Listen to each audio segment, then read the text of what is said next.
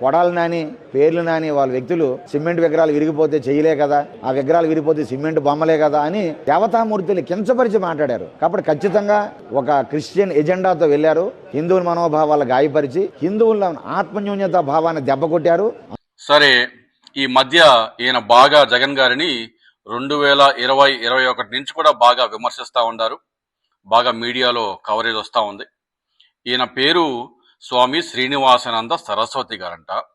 అంటే ఈయన first time 2018లో అనుకుంటాను స్వామి పూర్ణానంద సరస్వతి గారు మా ఆశ్రమ భూములు టీడీపీ వాళ్ళు కబ్జా చేస్తూ ఉన్నారు అని చెప్పి ఒక ప్రెస్ మీట్లో ఆ పూర్ణానంద సరస్వతి గారి పక్కన ఈయన కనిపిస్తారు.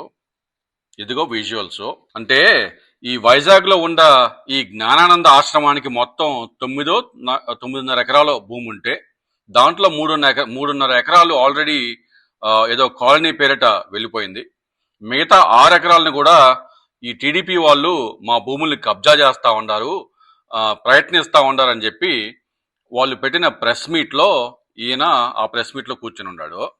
మళ్ళా ఈయనే 2024లో అంటే అక్టోబర్ 2024లో తిరుమలలో 600 మందికి అంటే 50 మందికేమో విఐపి బ్రేక్ దర్శనము, ఇంకొక 550 మందికేమో స్పెషల్ దర్శనము, ప్లస్ ఈ 600 మందికి అకామిడేషన్ కావాలని చెప్పి ఆయన తిరుమలలో అప్లికేషన్ పెట్టుకుంటే ఆ ఈఓ గారు ఈరోజు ఆదివారం రోజు భక్తుల రద్దీ ఎక్కువగా ఉంది కాబట్టి ఆ 600 మందిని కొంచెం తగ్గించుకోండి అని, అంటే ఏదైనా అకామిడేషన్ పరంగా కానీ దర్శనాల పరంగా కానీ కొంచెం ఇబ్బందిగా ఉంటుందని చెప్తే దాన్ని కూడా రచ్చా గోళ చేసిన మనిషి ఈ శ్రీనివాసానంద సరస్వతి గారు.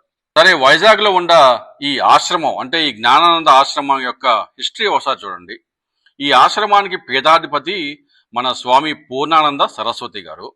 ఆయన్ని 2012లో ఒకసారి ఒక మైనర్ బాలిక మీద అత్యాచార ప్రయత్నం చేస్తూ ఒకసారి పట్టుబడ్డారు, పోలీసులు అరెస్ట్ కూడా చేసినారు. మళ్ళా 2023లో ఇదే పూర్ణానంద సరస్వతి గారు ఒక మైనర్ బాలికని 15 ఏళ్ల మైనర్ బాలికని 2-3 నెలలు చైన్లతో బంధించి ఆమెను నానా రకాలుగా హింసించి అత్యాచారం చేసి ఎన్నోసార్లు తర్వాత ఆ మైనర్ బాలిక ఎట్లనో విడిపించుకొని బయటికి వస్తే అది పోలీస్ కేసు అయ్యి పాక్సో కేసు కింద ఈ పూర్ణానంద సరస్వతి గారిని అరెస్ట్ చేసిన తీరు. ఆ తర్వాత ఇదే శ్రీనివాసానంద సరస్వతి గారు ఏదైతే ఇప్పుడు జగన్ గారిని విమర్శిస్తా ఉన్నారో ఆ పూర్ణానంద సరస్వతి గారిని వెనకేసుకొస్తూ ఇది తప్పుడు అరెస్ట్ అని చెప్పి విమర్శించిన తీరు. ఇంతకు ముందు అనేక సార్లు ఇదే శ్రీనివాసానంద సరస్వతి గారు చంద్రబాబు గారిని ఎలా విమర్శించారో యూట్యూబ్ లో ఎన్నో వీడియోలు ఉన్నాయి.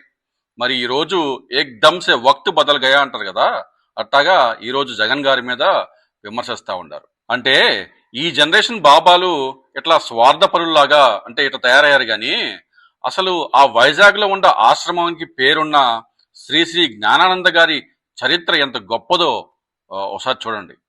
ఆయన 1896లో వెస్ట్ గోదావరి డిస్టిక్ లో ఉన్న గొరగనమూడి అనే గ్రామంలో పుట్టి 21వ సంవత్సరం వచ్చిన తర్వాత హిమాలయాలకు వెళ్ళి 10 సంవత్సరాలు యోగా ప్రాక్టీస్ చేసి అక్కడ వేదిక్ లిటరేచర్ మీద క్షుణ్ణంగా స్టడీ చేసి పూర్ణ సూత్రాస్ అనే పుస్తకం రచించారు. ఆ తర్వాత 1927 అంటే 1927లో జర్మనీ వెళ్ళి అక్కడ ఈ వేదిక్ లిటరేచర్ మీద ఉపన్యాసాలు లెక్చర్లు ఇస్తూ ఆయన కూడా మ్యాథమెటిక్స్ మరియు ఎక్స్పెరిమెంటల్ ఫిజిక్స్ మీద చదువుకుంటూ ఎక్స్రే ఫిజిక్స్ మీద రీసెర్చ్ చేసి దాని మీద ఆ యూనివర్సిటీలో డిగ్రీ సంపాదించుకున్నారు.